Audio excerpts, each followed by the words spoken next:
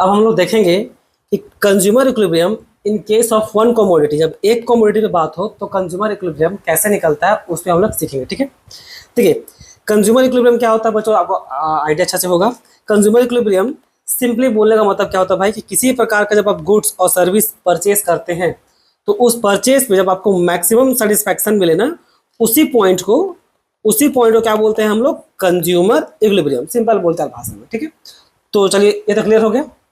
अब हम लोग फोकस करते हैं जब सिंगल कमोडिटी का केस हो, जब एक कमोडिटी का बात हो, उस सिनेरियो में हम लोग कंज्यूमर इक्विलिब्रियम कैसे निकालेंगे। ठीक है, उसमें सिंपली जो कंडीशन है उसको फुलफिल करना पड़ता है। कंडीशन क्या हो, कंडीशन ये है कि मार्जिनल यूटिलिटी आपका प्राइस के बराबर होना चाहिए। ये क्या है, अब जैसे मार्जिनल यूटिलिटी एक्स है, एक्स कमोडिटी का नाम है, वहाँ पर एक्स वाई जेड कुछ भी हो सकता है, टमाटर टोमेटो ले लीजिए या राइस ब्रेड कुछ भी ले लीजिए। ठीक है, M U X is equal to P X. ठीक है, वो प्राइस को रिप्रेजेंट कर रहा है, यानी कि सिंपल बोलचाल भाषा में मार्जिनल यूटिलिटी आपका प्राइस के बराबर होना चाहिए, तब जाकर के आपका कंज्यूमर इक्विलिब्रियम पॉइंट निकलता है। समझ में आया? ठीक है, वो रिप्रेजेंट करेगा भाई इतना यूनिट कंज्यूम करने पे हम लोग का कंज्यूमर इक्विलिब्रियम आ जाएगा। बहुत बार इसको फैंसी टर्म में, मनी के टर्म में ऐसे लिख देते हैं, M U M is equal to M U X by P X. Same logic है, कुछ नया नहीं है। ठीक है, हाँ, इसमें ध्यान क्या रखना पड़ता है कि भाई उसे marginal utility must be falling, marginal utility वहाँ पर फॉल करते रहे। ठीक है, तभी वो कंज्यूमर इक्विलिब्रियम में कहलाएगा, वरना अगर वो इंक्रीज या कांस्टेंट हो जाए तब फिर ये लॉ काम नहीं करता है, इक्विलिब्रियम पॉइंट वाला काम, कंज्यूमर इक्विलिब्रियम वाला बात। ठीक है, तो इस उतना ध्यान देना चाहते हैं, केवल हम लोग अभी अच्छा से कंज्यूमर इक्विलिब्रियम इस कंडीशन को लेकर समझने का कोशिश करेंगे। सबसे पहले बच्चों हम लोग देखेंगे टेबल में, या बोले इसको शेड्यूल में, उसके बाद देखेंगे हम लोग ग्राफ में। ठीक, उसके बाद देखेंगे ग्राफ में। क्यों? क्योंकि टेबल को समझ जाइएगा ना, टेबल क्या हो समझने में इजी होता है, उसके हिसाब से फिर आप आराम से ग्राफ को समझ जाइएगा। ठीक है, तो देखिए ऐसे समझिए। अब क्वेश्चन में पूछा गया भाई कि explain consumer equilibrium in case of one commodity in table, या तो फिर बोले शेड्यूल। अब देखिए इसमें कैसे निकलता है कंज्यूमर इक्विलिब्रियम। कहाँ निकलेगा कंज्यूमर, हम लोग इक्विलिब्रियम होगा जहाँ पर M U is equal to price, यानी कि मार्जिनल यूटिलिटी प्राइस के बराबर होना चाहिए। और ऐसा कहाँ पर है, हम लोग का फोर्थ यूनिट पे, जहाँ पर देखिए मार्जिनल यूटिलिटी और हम लोग का प्राइस, ये देखिए हम लोग का सेम है। तो ये वाला पॉइंट इस यूनिट पे, 4 यूनिट पे हम लोग को कंज्यूमर इक्विलिब्रियम मिलेगा, इस 4 यूनिट। ठीक है, क्या होगा, तो यहाँ पर देखिए सिंपल लिखने का तरीका देखिए, सिंपल यही है, सिंपल लैंग्वेज में ऐसे लिखा, एग्जाम में भी आप एकदम सेम स्टाइल में लिख सकते हैं कि at fourth unit where M U is equal to price the consumer is equilibrium point. Clear है? अब क्या होगा अगर इससे कम यूनिट को अगर कंज्यूम किया जाए, जैसे कि 3 को या 2 को या 1 को, जब ऐसा करते हैं ना तो देखिए ये सारा का सारा, यानी कि ऐसा समझिए इन सारा केस में मार्जिनल यूटिलिटी आपका ज़्यादा होगा प्राइस से। देखिए हर जगह पे, यहाँ पर ये आपका मार्जिनल यूटिलिटी है और ये प्राइस है। देखिए यहाँ पर 12 ज़्यादा है आपका 5 से, यहाँ पे आपका 10 ज़्यादा है 5 से, यहाँ पे आपका 8 ज़्यादा है आपका 5 से। हर बार देखिए आपको क्या मिला कि मार्जिनल यूटिलिटी, इन सभी केस में मार्जिनल यूटिलिटी आपका ज़्यादा है आपका प्राइस से, है कि नहीं। देखिए ये सब आपका मार्जिनल यूटिलिटी आपका डिक्लाइन करते आएगा, लेकिन आपका प्राइस कांस्टेंट रहता है। क्यों? क्योंकि जो भी चीज़ आप खरीदने गए हैं, मान लीजिए आप पेन खरीदने गए हैं, तो एक खरीदेगा तभी आपको 5 रुपये लेगा, उसके बाद एक और मांगेगा, यहाँ पर 2 नहीं है, ये पहले का 1 और अभी का 1। ठीक है, तो एक और मांगेगा तो क्या होगा, एडिशनल लेके चलते हैं। तो याद कीजिए मार्जिनल यूटिलिटी क्या रहता है, एक्स्ट्रा को। तो एक जब खरीदे थे तो 5 रुपये दिए थे, अब 2 खरीदेंगे तो एक ऑलरेडी खरीद चुके हैं, एक और खरीद रहे हैं, तो क्या उसका भी 5 रुपये देंगे ना। अब तीसरा वाला खरीदेंगे तो उसका भी 5 रुपये दे रहे थे। क्या हमेशा कॉन्स्टेंट चलता है। ठीक है, कभी कभी बच्चा लोगों को उसमें कन्फ्यूजन होता है, इसलिए उसको बता दिए। तो देखिए अब है क्या, अब भाई अब मार्जिनल यूटिलिटी आपका ज़्यादा है आपका प्राइस से, तो आपको तो चाहिए क्या, ये बराबर में होना चाहिए, ये आपका क्या होना चाहिए, ये दोनों बराबर में होना चाहिए, तब ना आपका इक्विलिब्रियम निकलेगा। तो इसको यहाँ से यहाँ तक ले जाने के लिए क्या करेंगे, यहाँ से यहाँ तक ले जाने के लिए भाई मार्जिनल यूटिलिटी क्या आपका ज़्यादा है ना। तो law of diminishing marginal utility क्या बोलता है, law of diminishing marginal utility जो पढ़ के आए होंगे उसमें क्या बोला था कि जैसे जैसे कंजम्पशन इंक्रीज कीजिएगा आपका मार्जिनल यूटिलिटी क्या होगा, आपका वो डिक्रीज करेगा। यही था बोला। अगर law of diminishing marginal utility को आप याद कीजिएगा, सिंपल यही बोला था भाई कि अगर क्वांटिटी कंजम्पशन आप बढ़ाते हैं तो आपका मार्जिनल यूटिलिटी धीरे धीरे गिरेगा। तो देखिए यहाँ पर क्या, ये आपका ज़्यादा है, अब इसको कम करना तो क्या करेंगे भाई, कंजम्पशन को हम लोग को यहाँ से यहाँ तक का खाली कंजम्पशन का करें, इंक्रीज करेंगे। जैसे इंक्रीज करेंगे तो देखिए ये आपका मार्जिनल यूटिलिटी, आपका law of diminishing marginal utility का क्या गिर गया।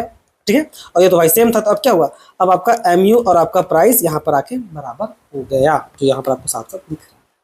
ठीक है, तो इस 2 कॉन्सेप्ट को ध्यान में रखते हैं बच्चों, एक law of diminishing marginal utility को, और उसके बाद इक्विलिब्रियम पॉइंट या तो कम कंजम्पशन होगा या तो ज़्यादा कंजम्पशन होगा। अब मान लीजिए अगर यहाँ पर अगर इस यूनिट पे इक्विलिब्रियम पॉइंट अगर 4 है, अगर आप इससे ज़्यादा कंज्यूम करने की कोशिश करते हैं, जैसे 5 तक करते हैं, तो इस केस में क्या देखने को मिल रहा है, इस केस में भाई आपका मार्जिनल यूटिलिटी कम है और आपका प्राइस यहाँ पर ज़्यादा है कि नहीं।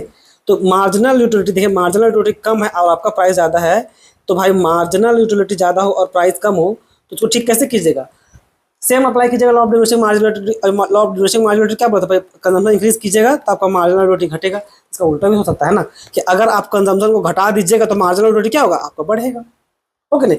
तो कंजम्पशन जो था, जो पहले 5 तक कर लेते, क्या करेंगे, उसको कम कर देंगे, तो कंजम्पशन देखिए कम हो गया तो मार्जिनल यूटिलिटी बढ़ जाएगा। तो यहाँ पर देखिए, ये पहले 5 था, ये पहले 3 था, अब ये बढ़ करके क्या हो गया, 5 हो गया, हो कि नहीं। तो इस सिनेरियो में क्या हुआ, इस सिनेरियो में मार्जिनल यूटिलिटी बढ़ गया और बढ़ने के बाद क्या हो गया, आपका मार्जिनल यूटिलिटी और प्राइस यहाँ पर बराबर हो गया। तो इस तरह से बच्चों को टेबल में आप उसको दिखा सकते हैं, ठीक है, इस तरह से वो टेबल में दिखा सकते हैं। और लिखने का स्टाइल भी वही सेम रहेगा कि एनी यूनिट लेस देन 4, अगर 4 से कम कंज्यूम करते हैं तो 4 से कम कंज्यूम करेंगे क्या होगा, आपका मार्जिनल यूटिलिटी ज़्यादा होगा, आपका प्राइस है। देखिए आपका हर जगह पे तीनों का तीनों इस प्राइस से ज़्यादा है, 12 आपका 5 से ज़्यादा है, 10 ये सब ज़्यादा है। और उसके बाद इस तरह लिख सकते हैं, हाँ आगे से क्या लिखा उसको पढ़ लीजिए, द कंज्यूमर गेट, जब इसको लेते चलते हैं, the consumer get more satisfaction, इस केस में क्या दिखा रहा है, ये जो इसको बस लिख रहे हैं कि consumer get more satisfaction than the price paid. So consumer क्या करेगा, ठीक करने के लिए उसको इंक्रीज कंजम्पशन, तब ना देखिए कम कंज्यूम कर रहे थे 1 2 3 कम कंज्यूम कर रहे थे, क्या बढ़ाएंगे तो मार्जिनल और गिरेगा और फाइनली वो प्राइस के बराबर हो जाएगा, ठीक है। इसी का उल्टा देखिए, एनी यूनिट मोर देन 4 से अगर ज़्यादा, जैसे 5 तक कंज्यूम कर लिए, 5 तक कंज्यूम ज़्यादा कर लिए तो क्या होगा, आपका मार्जिनल यूटिलिटी आपका कम होगा और प्राइस ज़्यादा, देखिए मार्जिनल यूटिलिटी कम है और प्राइस ज़्यादा है। तो इस केस में क्या होगा, लिखा है कैसे इसको, the satisfaction from consuming an extra unit is less than price paid, utility कम है और आपका प्राइस पेड ज़्यादा है, तो उस केस में क्या करेगा कंज्यूमर जो है आपका कंजम्पशन रिड्यूस कर देगा, घटा देगा। तो पहले 5 कर रहे थे ना, अब उसको 4 कर देंगे, जैसे कम करेंगे तो क्या होगा, आपका मार्जिनल यूटिलिटी फिर बढ़ जाएगा। क्या कि मार्जिनल यूटिलिटी क्या है भाई, मार्जिनल यूटिलिटी का लॉ, जो मेन लॉ यही बोलता है ना कि कंजम्पशन इंक्रीज कीजिएगा तो मार्जिनल यूटिलिटी आपका घटेगा। तो इसका उल्टा भी होना चाहिए कि नहीं, अगर कंजम्पशन डिक्रीज कर देंगे तो मार्जिनल यूटिलिटी क्या होगा, बढ़ेगा। तो ये कंजम्पशन हम लोग किए डिक्रीज, तो देखिए यूटिलिटी 3 से हो गया 5 तो बढ़ गया, अब ये देखिए ये 5 और ये 5 बराबर। तो ये है बच्चों टेबल में लिखने का तरीका। एग्जाम एकदम आप सेम लैंग्वेज के साथ, इसी को आप चाहिएगा तो पूरा कट कॉपी पेस्ट कर सकते हैं। एग्जाम के लिए मेरे पास आपका टिप्स यही है कि सीधा सीधा क्या होगा, इस टेबल को ही याद कर लीजिए, टेबल को ही याद कर लीजिए, ठीक है। एग्जाम में आपको टाइम बचाना जरूरी है, सोच सोच के अगर इस टेबल को बनाइएगा ना तो फिर बहुत ज़्यादा समय बर्बाद हो जाएगा। तो बेटर क्या है, बेटर यही है कि इसको आप याद ही कर लीजिए। देखिए याद रखिए एक बार बच्चों, नॉलेज गेन करना और एग्जाम में मार्क्स लाना, ये 2 अलग अलग कॉन्सेप्ट होता है। मार्क्स में लाने के लिए आपको एग्जाम में 3 घंटा प्रेशर को झेलना पड़ता है, जो उसको झेल गया मार्क्स उसका अच्छा आता है, ठीक है। तो उस सब सिनेरियो में क्या, सीधा इसको रट लीजिए। नॉलेज तो अलग चीज़ है, नॉलेज तो आपको बता ही दिए ना, सीधा इसको रट लीजिए, टाइम बचेगा। अगर इसको आप 10 मिनट में बना रहे हैं, उसको सिर्फ 4 मिनट में बना लीजिएगा उस तरह से, अगर उसको रट के जाइएगा तो, इस टेबल को रट के जाइएगा तो, ठीक है। आपको लग रहा होगा सर रटने को बोल रहे हैं इसलिए वो हंसी आ गया। चलिए अब इसको हम लोग ग्राफ में देखते हैं। देखिए ग्राफ में क्या है, अब कंज्यूमर एक्सप्लेन करना है आपको 1 कमोडिटी थ्रो डायग्राम। देखिए सबसे पहले हम लोग लिखते कैसे समझे, लिखने का स्टाइल ये है कि भाई जहाँ पर हम लोग कंज्यूमर इक्विलिब्रियम पॉइंट यहाँ मिल रहा है पहले उसको एक्सप्लेन कीजिए। यहाँ पर भी वही था, जहाँ पर कंज्यूमर इक्विलिब्रियम मिल रहा था उसको पहले लिखिए, 4th यूनिट पर था तो पहले इसी को लिखिए, तो यहाँ पर भी पहले उसी को लिखिए। तो कंज्यूमर इक्विलिब्रियम कहाँ मिलता है, कंज्यूमर इक्विलिब्रियम वहाँ मिलता है जहाँ पर एमयू और आपका प्राइस बराबर हो। तो एमयू तो पहले देखिए, यह है हम लोग का, कलर बदल देते हैं रुकिए, यह है हम लोग का आपका समझ लीजिए मार्जिनल यूटिलिटी और प्राइस रिप्रेजेंट कर रहा है, और ये हम लोग का क्वांटिटी को रिप्रेजेंट कर रहा है, ये वाला लाइन, ठीक है, एक्स एक्सिस। तो देखिए ये है हम लोग का मार्जिनल यूटिलिटी का लाइन और ये क्या हम लोग का प्राइस का। मार्जिनल यूटिलिटी देखिए धीरे धीरे डिक्लाइन कर रहा है, मार्जिनल यूटिलिटी आपका धीरे धीरे यहाँ पर क्या डिक्लाइन कर रहा है, और प्राइस भी कांस्टेंट होता है तो वो हमेशा ऐसा ही रहेगा, ठीक है, कांस्टेंट रहने पे वो हमेशा ऐसा ही दिखता है पैरेलल टू एक्स एक्सिस की तरह। अब यहाँ पर हम लोग को मार्जिनल यूटिलिटी कब मिलेगा, कंज्यूमर इक्विलिब्रियम कब मिलेगा, जब यहाँ पर ये बराबर हो। अब ये बराबर होने के दोनों को आपस में इंटरसेक्ट करना चाहिए ना, तो यहाँ पर ये लिखा हुआ भाई कि in this diagram downward sloping MU marginal utility curve intersect the price line at point E. Point ई कहाँ है, देखिए ये मार्जिनल यूटिलिटी है और ये प्राइस है, ये दोनों आपस में इंटरसेक्ट किया कहाँ, इस पॉइंट पे जहाँ पर पॉइंट ई लिखा हुआ छोटा छोटा है, दिखने रहा होगा आपको, ये है पॉइंट ई। यहाँ पर आपको कंज्यूमर इक्विलिब्रियम मिल रहा है which represent consumer equilibrium consumption Q0, यानी कि इतना क्वांटिटी हम लोग कंज्यूम करना है, कितना Q0 तक, ठीक है। जैसे यहाँ पर था ना, यहाँ पर था कि भाई 4th यूनिट तक कंज्यूम करना है जहां पर आपका एमयू और आपका प्राइस बराबर हो रहा है। तो यही बता रहा है कि Q0 तक कंज्यूम करेंगे, Q0 तक जब कंज्यूम करेंगे तो इस पॉइंट पे बच्चों आपका एमयू और आपका प्राइस बराबर। ठीक है, अब इसी को देखिए और समझते हैं ठीक से। देखिए अब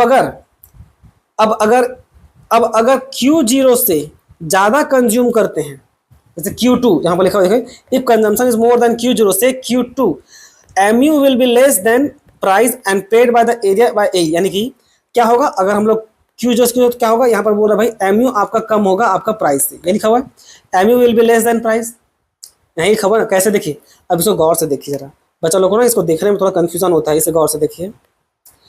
Q2 यहां पर है ना आपका, Q2 ये रहा, ये Q2 है। तो पहले देखिए प्राइस मार्जिनल यूटिलिटी लाइन कहाँ पर है, देखिए मार्जिनल यूटिलिटी लाइन आपका यहाँ पर है, इस जगह पे पॉइंट बी पे, है कि नहीं। और ये कितना बड़ा है, ये मात्र इतना ही बड़ा है कि नहीं। ये जो वाई एक्सिस है, ये वाई एक्सिस दोनों को रिप्रेजेंट करता है, प्राइस और मार्जिनल यूटिलिटी को। तो पहले अगर आप सिर्फ मार्जिनल यूटिलिटी को लेते हैं तो इस पॉइंट बी से इस पॉइंट से यहाँ तक ये इतना ही बड़ा है कि नहीं। और प्राइस लाइन कहाँ है, प्राइस लाइन आपका यहाँ पर है, ऊपर में है कि नहीं, ऊपर में है। तो भाई ये तो फिर इतना बड़ा हो गया ना, ये तो फिर आपका ये उतना बड़ा हो गया प्राइस लाइन आपका।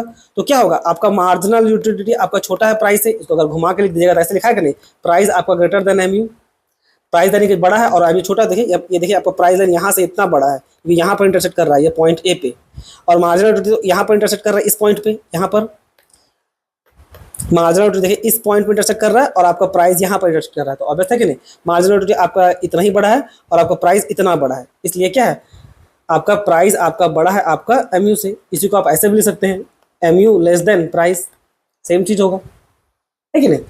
तो ये था बच्चों, ठीक है। तो इस सिनेरियो में क्या करेंगे, इस सिनेरियो में भाई, अच्छा वो जो एरिया था वो देख लीजिए। अब क्योंकि यहाँ पर ए हो गया, एक पॉइंट यहाँ, एक पॉइंट यहाँ, और कंज्यूमर पॉइंट यहाँ, तो पूरा लॉस देखिए यहाँ से यहाँ तक का हो रहा है। तो यहाँ पर वही लिखा हुआ है कि if consumption more than Q0 से Q2 MU will be less than price paid by the area BE, यानी कि मार्जिनल यूटिलिटी इतना से कम होगा, एरिया ऑफ कितना, क्या नाम दिए इसको हम, BAE, यानी कि ये रहा B, ये रहा A और ये रहा E, यानी कि ये इतना एरिया से। ये लिखने का बस स्टाइल है बच्चों, और कुछ नहीं। सेम लाइकवाइज अगर कंजम्पशन अगर लेस हो Q0 से, इससे कम हो, Q0 से अगर कम हो तो उस केस में क्या होगा, आपका MU ज्यादा होगा आपका प्राइस से, यानी कि यहाँ पर देखिए MU आपका ग्रेटर होगा प्राइस से। इसको आप ऐसे अगर घुमा के लिखते तो ऐसे भी लिख सकते हैं, MU आपका कम होगा आपका MU से, इस तरह से एक ही बात पड़ेगा, लिखने का बस स्टाइल है। तो इसको लेके चलते हैं।